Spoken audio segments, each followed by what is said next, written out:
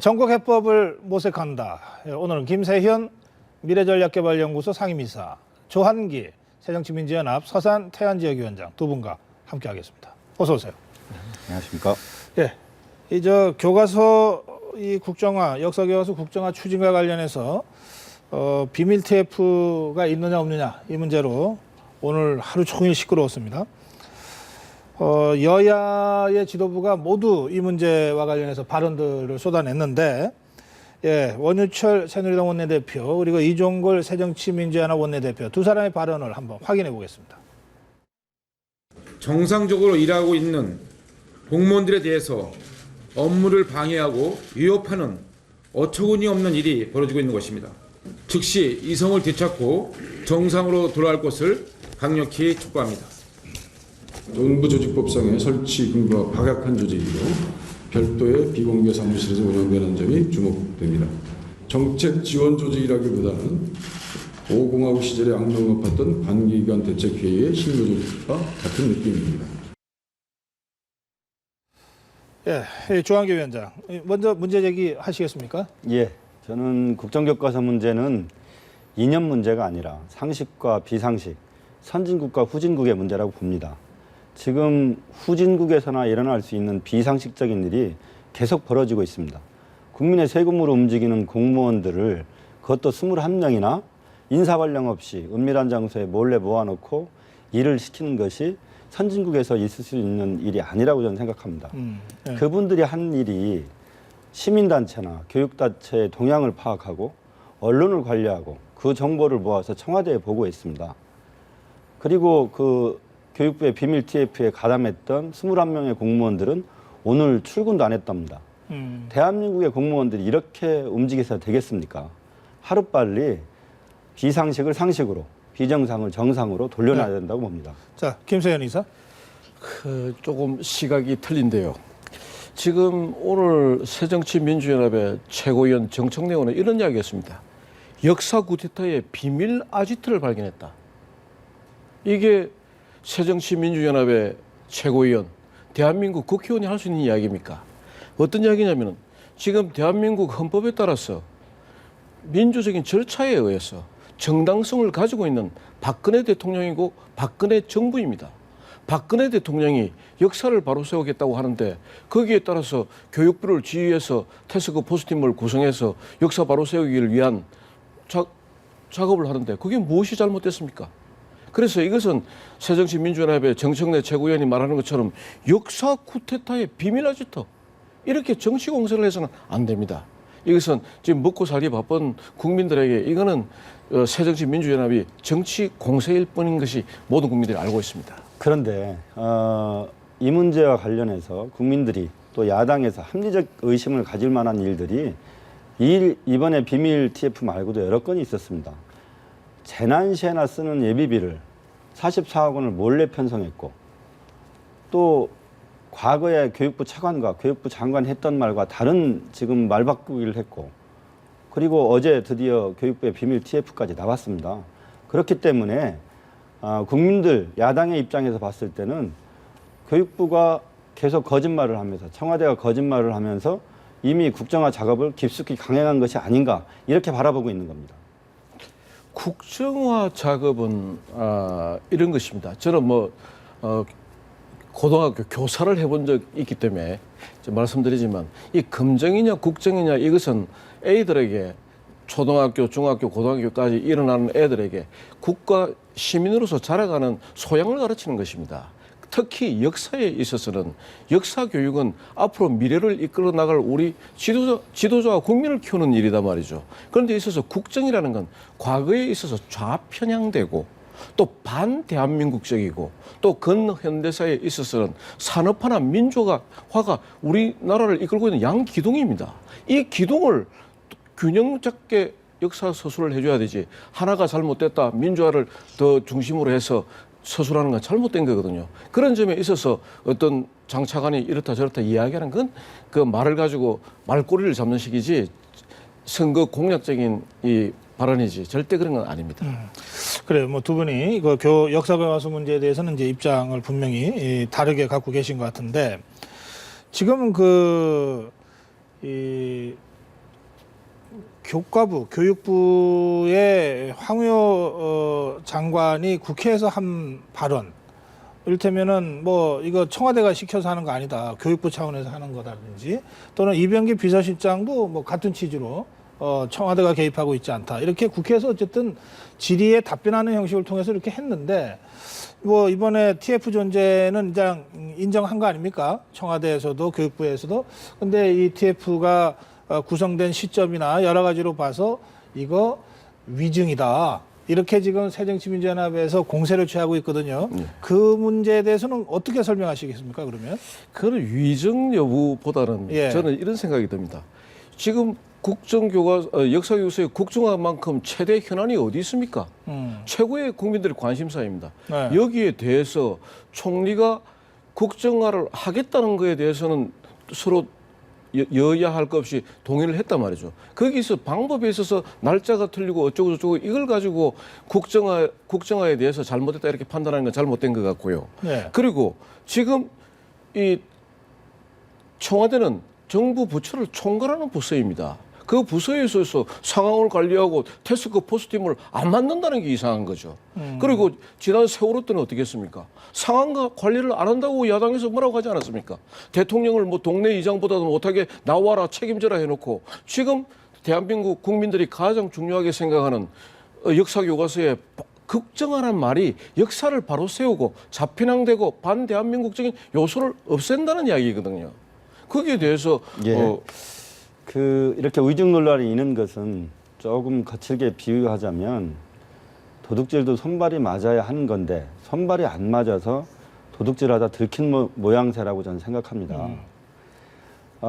청와대는 교육부의 책임을 떠넘기고, 또 교육부 장관은 어느 인터뷰에서 영원히 국정화를 하자는 것은 아니다, 그러면서 살짝 도망가고, 저는 청와대 비서실장과 교육부 장관이 과연 하나의 정부에서 일하는 관료들인지 의심이 좀 듭니다. 그래서 장관님도, 교육부 장관도 국회에서 위증을 한 셈이고, 결국에는 비서실장도, 청와대 비서실장도 위증을 한 겁니다. 아닙니다. 그것은 이렇습니다. 모든 일에 있어서는 이 정서라는 게 있습니다.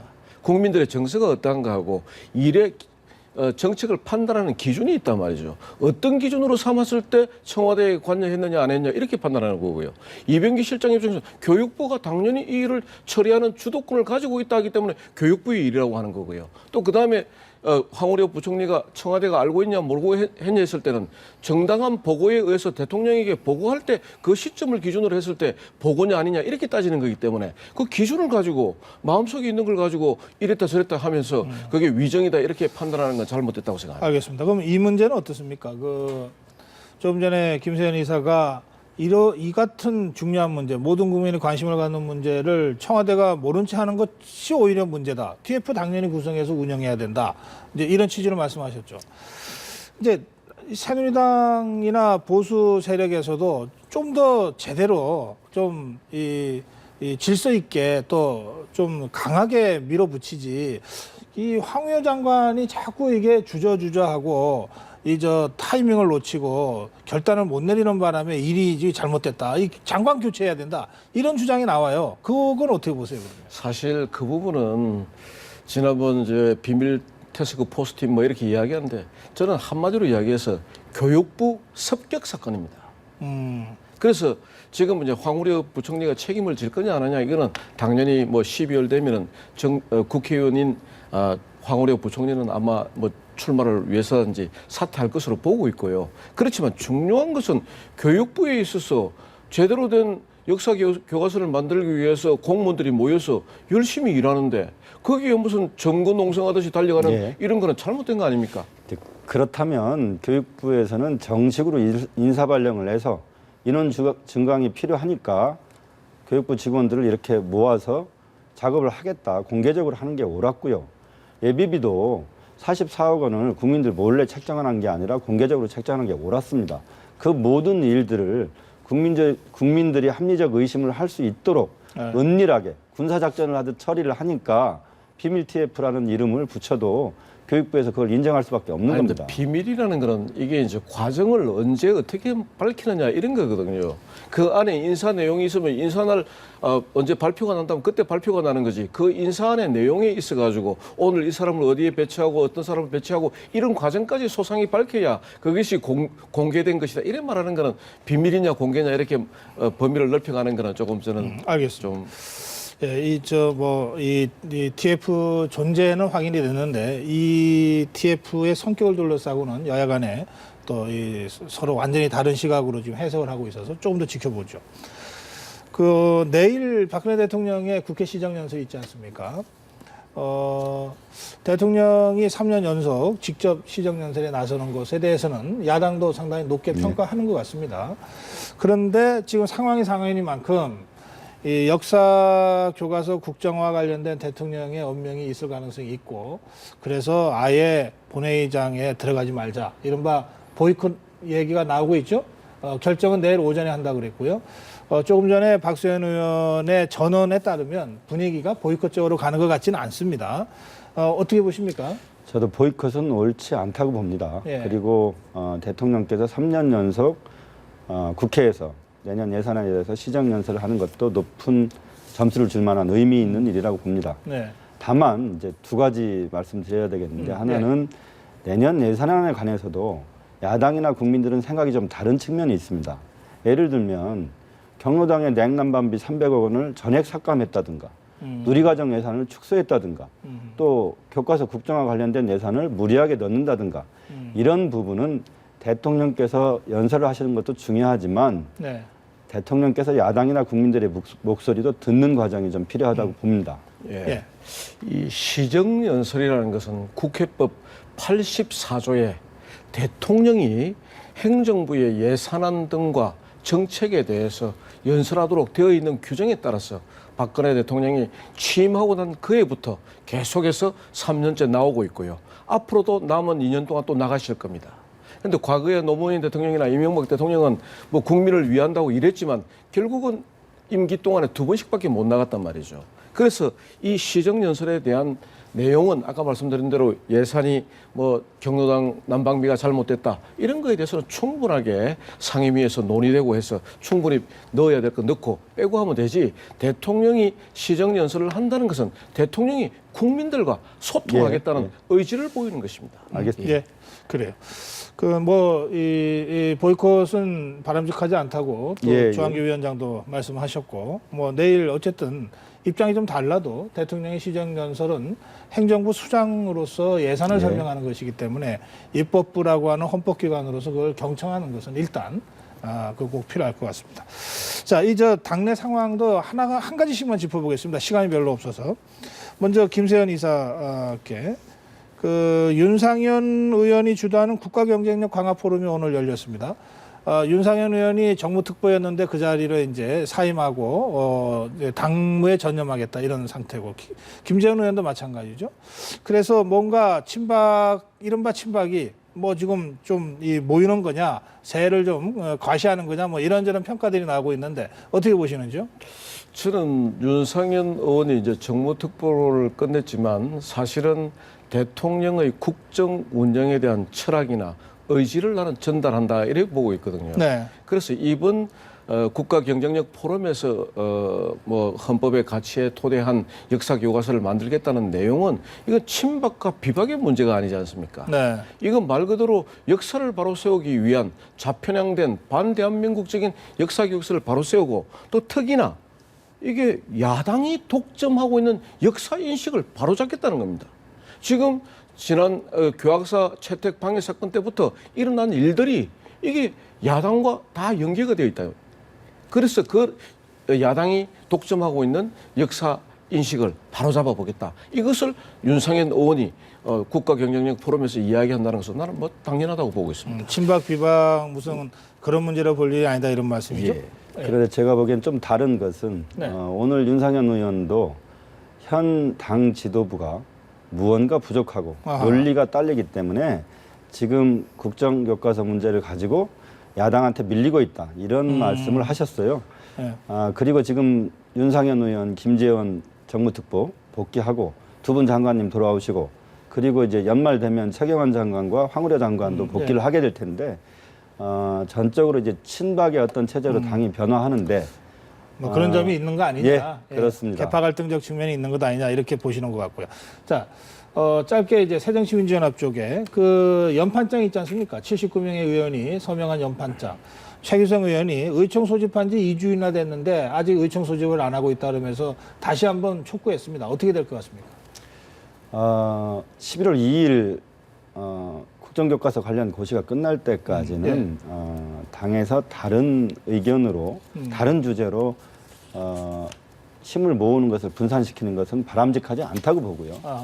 그리고 오픈 프라임 문제는 만약에 우리 당의 이전의 기존의 혁신안대로 의원들 평가를 해서 하위 20%를 배제하고 진행된다면 또 일정하게 병행할 수도 있는 문제이기 때문에 이건 큰 분열이라기보다는 당 안에서 충분히 상의하고 토의할 문제라고 봅니다. 예. 그러나 교육부 장관 고시가 나오는 11월 2일까지는 전선을 흐트러뜨리는 그런 결과가 될 수도 있기 때문에 의총 그것을 위한 의총 소집은 없는 것이 좋다 이런 말씀이시죠? 그렇습니다. 짧게 한 말씀 하시겠습니까? 예. 예.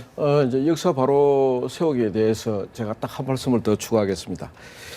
DJ는 김대중 대통령은 이랬습니다. 박정희 전 대통령에 대해서 6.25 폐허 속에서 허덕일 때 우리도 하면 된다는 국민적인 자신감을 불러일으켜서 국가에 공헌하고 근대화를 이루겠다고 했습니다. 그래서 이 말씀은 뭐냐면